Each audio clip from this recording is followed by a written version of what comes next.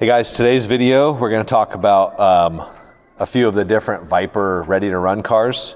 So I have a few of them out here, starting with the Viper Jet and going all the way up to the Pro CMPM modified car. So just wanted to kind of talk about like the what and the why. And this is going to be a part one video. So we'll do part two once we have our new track set up, the road course. We'll run all of these cars, do some data, and I'll talk about like how the track testing went. But today's video, we're just going to talk about the basics on them. So first up, and I have this as our slowest car. This is going to be the Viper Jet. So the Viper Jet is a brass weighted car. It does still have motor magnets, obviously, because you need them in order for the DC motor to function. But we have replaced the traction magnets with brass weights, and it also has brass weights that we call them buttons or top hats that pop into holes in the chassis for the front. So this is a really, really fun car. It's meant to be run on 12 volts, and that's mostly just because on 18 volts, it is just a little bit too much of a handful because it doesn't have the traction magnets. It's too fast for that. There has been some in the past that have run a higher ohm motor. I think BSRT had a 9 ohm. I have actually hand wound some 12 ohms and higher, but the characteristics on high voltage, it's not a good balance of power, speed, and the way the trigger feels. So 12 volts is where it's at with these. You could even run them on as low as 10 volts and still have a lot of fun with them, but they stick to the track very well. They do wiggle a little bit. They're not gonna hold a drift though, like a pancake car will. That's just something that on an inline, being a mid-motor setup with the magnetism in the middle of the car doesn't want to drift as well as it would if it was a front engine or a rear engine, or if it didn't have the magnetism in that spot. So, I mean, it would be kind of cool to flip all that stuff around, but for that class, I don't know that that's necessary. But great car. You can remove the body post and put a hard body on here, like an AFX body or Magnetraction, Tyco. They're a lot of fun with the hard body. They're awesome. So really, really good car. We do have a V2 version or 2.0 version that does come with a different weight setup and a few other changes like tire sizes and whatnot. But because it's still based on the V1 platform, which all of these cars are the V1 platform, all these chassis are made in the same mold. So that's the first one up. Second one is going to be the Viper V-Spec. So this car is basically our flagship car. This thing, we have made so many of these things. It's so versatile. We have a video that runs 24/7, an advertisement that's basically just, this is the most versatile HO slot car ever made.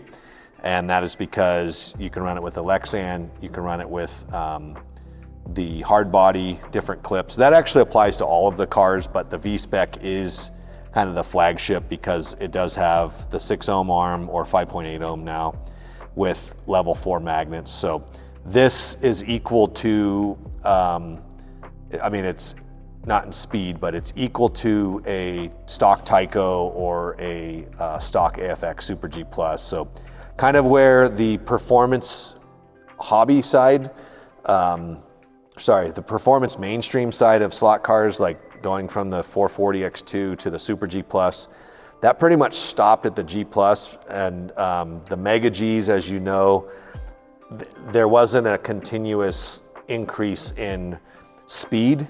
It pretty much stopped at the G Plus, and that's why the race platforms are still based on that, with the exception of some of the new platforms like the Wizard Fusion and the RPM's Ghost Cat.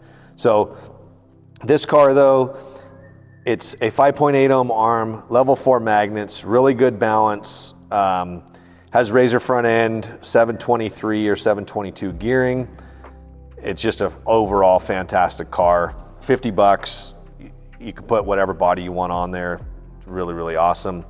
runs really, really good. You can run this thing on anywhere between 12 and 18 volts. You know, just like this car, you can run on 12 volts if you want to. They usually, it's gonna stick really, really good, but it does still come off because it's fast enough to come off in some of the tighter corners. But next up is gonna be the production modified. So this car it's quite a big step from the V-Spec to the production modified. So the armature that comes in these is a 2.4 ohm, so a lot more horsepower. It is a small wire arm. We call it a small block arm. So it doesn't have like a ton of like punch. It's not super punchy. It's a really smooth, like long power band, which makes it a little bit easier to drive. Does have level 10 magnets. So this one has level 10 motor and traction. And then it obviously has all the rest of the same high performance Viper parts. Tire sizes are sized in a way that would be appropriate for this magnet package. Moving on beyond that, it's pretty much the same car with the exception of a much more powerful wide gap armature. It's 2.5 ohms, so it's not as low of an ohm as this one, but from our ohm video, you know that you can't create all arms equal based on the ohm reading. So this is a high temp arm, has bigger wire than this one, which makes it a lot more punchy, a lot more snappy, and more of a real modified feel. This car does come with albino tires, which is just the combination of more punch and the harder tire just makes the car, it is a rocket ship. So really, really great car.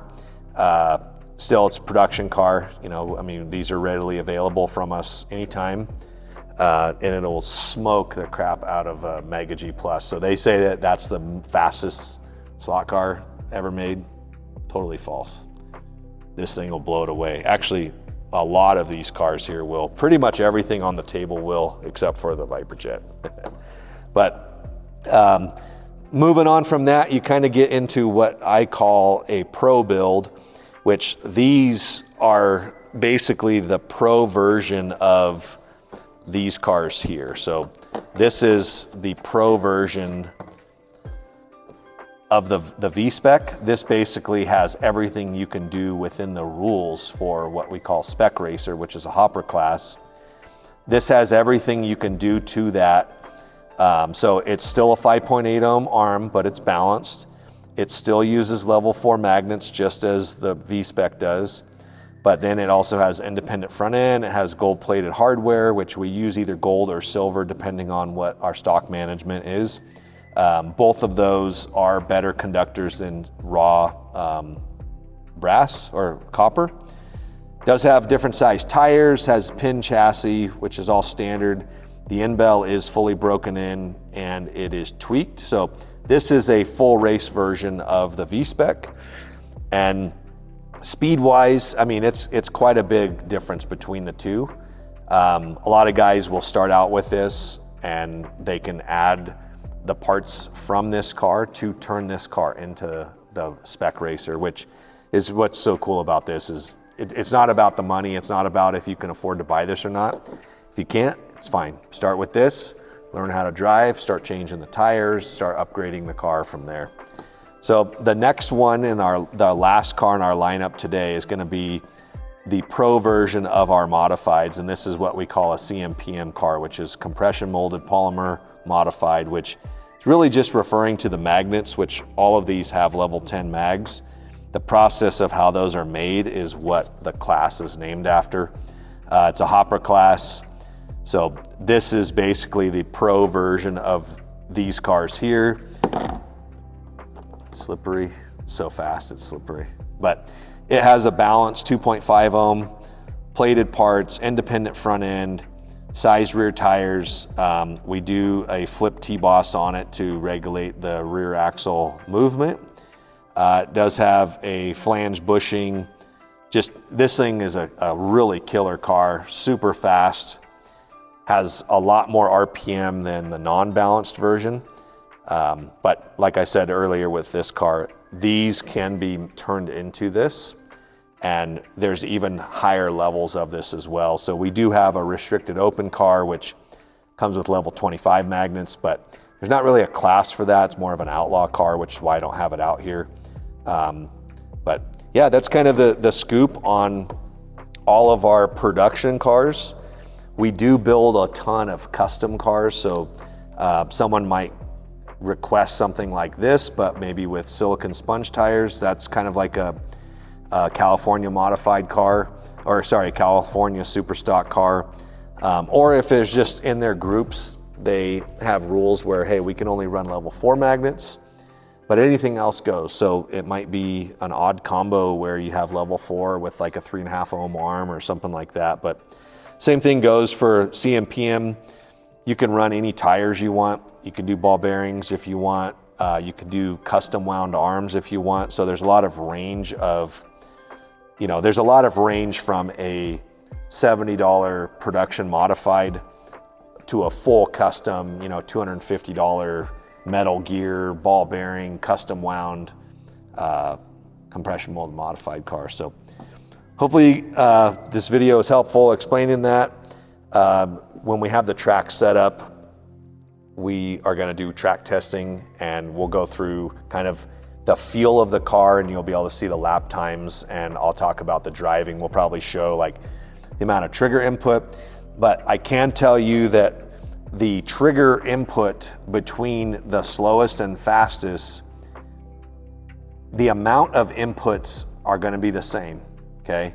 You might even have more trigger input on this one just because on a short straightaway you can slap that throttle, whereas this car, it's just not humanly possible to slap the throttle on a 2-foot straightaway. You might be able to move your finger a little bit, but it's the same drive with both of these cars. It's just the tempo of that is compressed down to a 2-second lap time with this car and a 4-second lap time with that car. So everything you're doing it twice as fast. But you're definitely not just holding it down full throttle. That's a total false thing, especially in HO slot cars. You absolutely cannot do that except for on the straightaway, which, on our drag strip, it's 15.5 feet, which would be about the straight on a 20-foot track. And they are doing that in 0.4 of a second. So, on a lap time with 2.5-second lap, your straightaway is less than a quarter of the overall time there. So it's all about driving the car, and hopefully you guys enjoyed the video. We'll see you on the next one.